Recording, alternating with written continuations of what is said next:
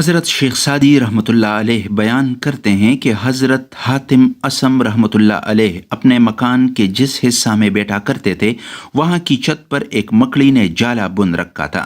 حضرت حاتم اسم رحمۃ اللہ علیہ ایک دن اپنے مریدوں اور عقیدت مندوں کے ہجوم میں بیٹھے ان سے باتیں کر رہے تھے کہ ایک مکھی اس مکڑی کے جالے میں پھنس گئی اور بن بنانے لگی۔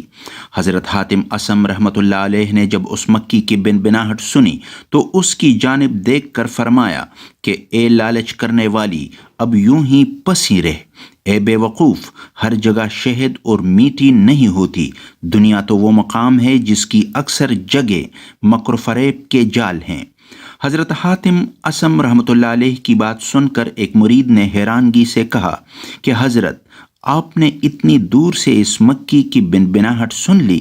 مرید کی حیرانگی کی ایک وجہ یہ تھی کہ لوگ آپ کو بہرا سمجھتے تھے، کیونکہ اسم عربی زبان میں بہرے کو کہتے ہیں۔ حضرت حاتم اسم رحمۃ اللہ علیہ فرمایا کہ تم مجھے بہرا ہی سمجھو، کیونکہ میں نے باطل اور برائی کی باتوں کو سننے سے اپنے کانوں کو بہرا رکھا ہے۔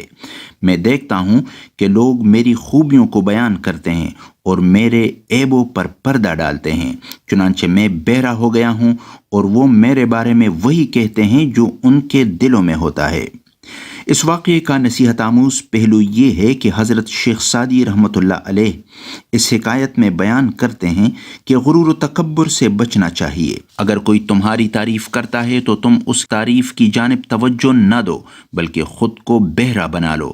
اگر لوگ تم پر تنقید کرتے ہیں تو تم ان کی اس تنقید کو مثبت جانو اور خود میں موجود عیوب کو درست کرنے کی کوشش کرو۔ خود نمائی اور تکبر سے بچو کہ اللہ تبارک و تعالیٰ کو مغرور پسند نہیں۔ دین اسلام کی تعلیمات پر عمل پیرا رہو اور حضور نبی کریم صلی اللہ علیہ وآلہ وسلم کی حیات طیبہ میں موجود سنہری اصولوں کو اپنانے کی کوشش کرو تاکہ تم اس دنیا کے مکر سے محفوظ رہ سکو۔